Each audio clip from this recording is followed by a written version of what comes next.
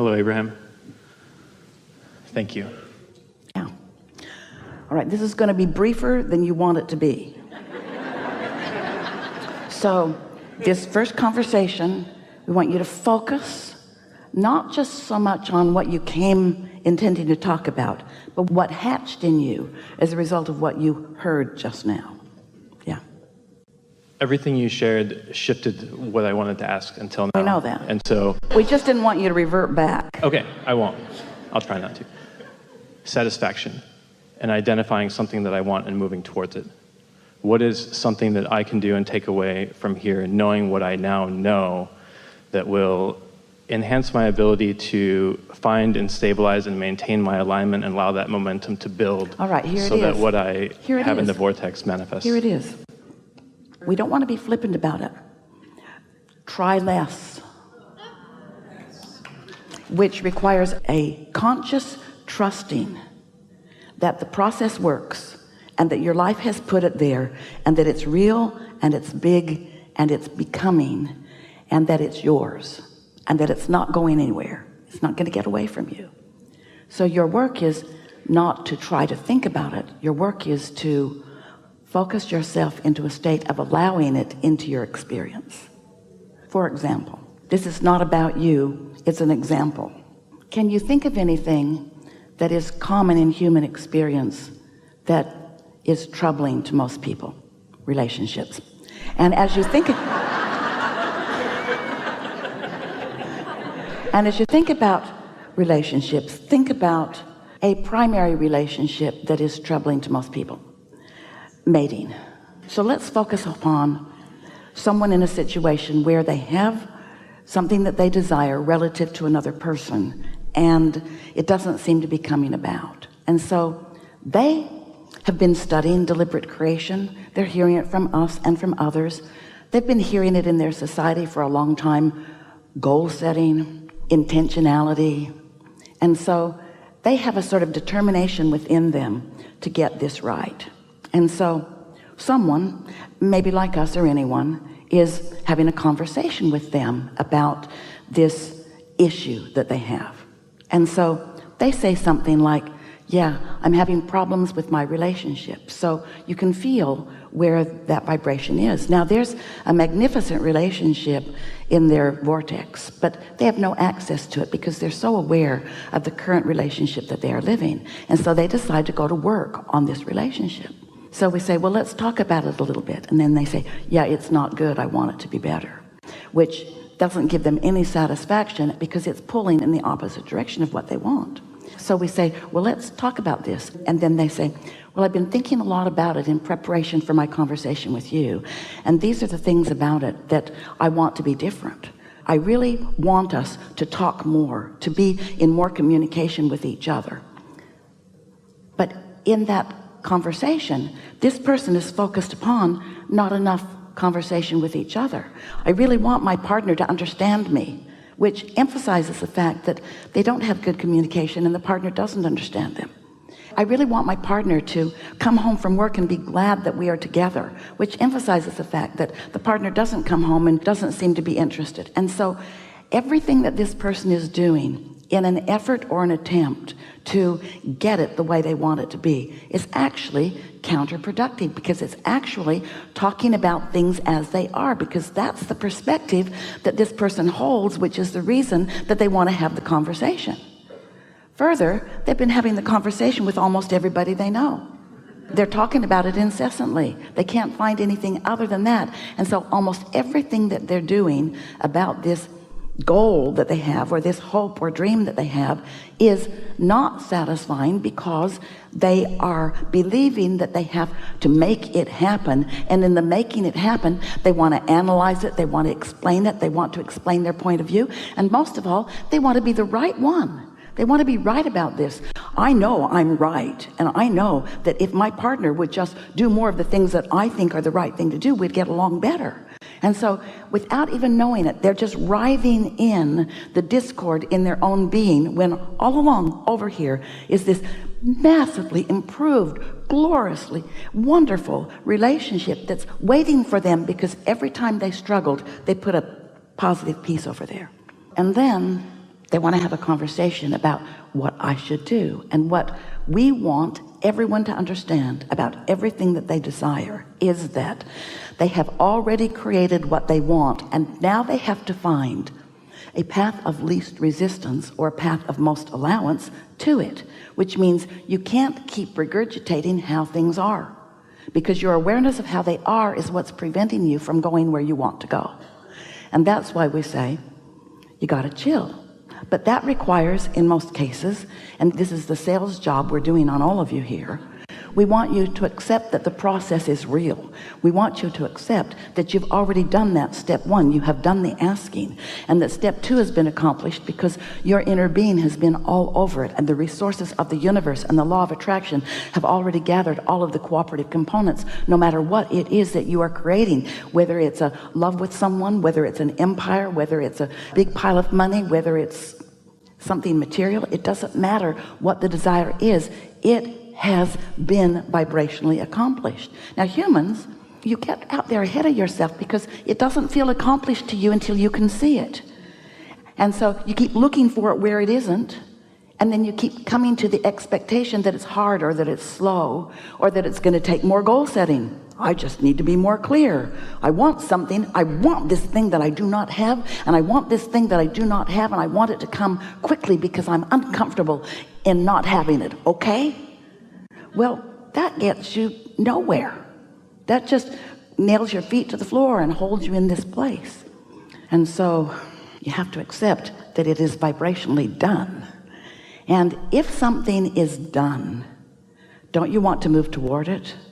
And can you move toward it and away from it at the same time? And can you feel that if you feel frustration, if you feel tension, that you're moving away from it, and that when you relax, you're moving toward it? Do you meditate? Daily. Do you meditate? Yes. Sometimes? Have you ever seen a movie where the rocket ship is breaking through the atmosphere, and the G-force is so strong that you can see the tension on the faces of the bodies that you're watching moving through space? Their eyes look like they're going to bulge out, and their head looks like it's going to explode, and you can tell that they can hardly stand it. And then all of a sudden they break through, and then the relief of that tension is no longer there. That's what meditating is like.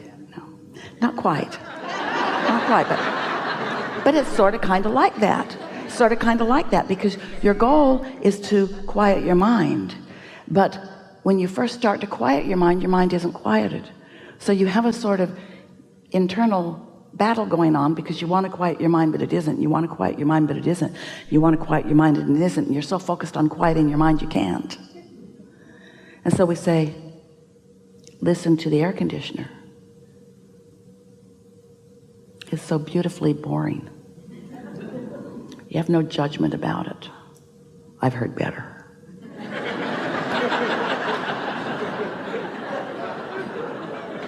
You don't feel that way. So you just let your mind relax. And at first there's a tension.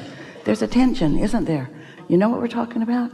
We're talking about the tension of releasing resistance, which is easily accomplished by releasing thought. But there's a tension in releasing thought because you've trained your minds to focus, and your mind doesn't want to really release thought. Your mind wants to focus on something, and the law of attraction is going to cause your mind to focus on the most active thought, which in most cases, we love you so much, is resistant in nature to some degree. So when you meditate, you got to focus on something and let that tension be there, because it's natural. But just keep focusing until you break through the atmosphere. You will. And when you do, sweet relief will come over you. That's a state of non-resistance. And when you do that, we're talking about 15 or 20 minutes to get there. When you do that, now everything in your vortex you are allowing. But we don't want you to think about it. We want you to just sit in that relief, in that release, in that absence of resistance, and know, but don't know it so much that you're thinking. Just know that what's in your vortex is now calling you, and there's no resistance in you. So you're going. And as you go, Now a thought will occur to you, an impulse will occur to you, and when it comes, think about that.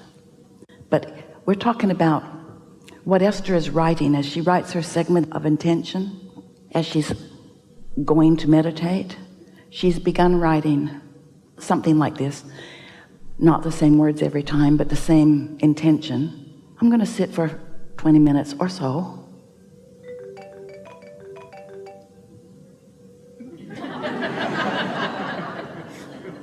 I'm going to turn off my phone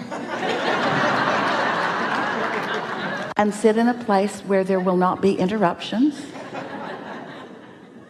The universe has such good timing. And I'm going to quiet my mind.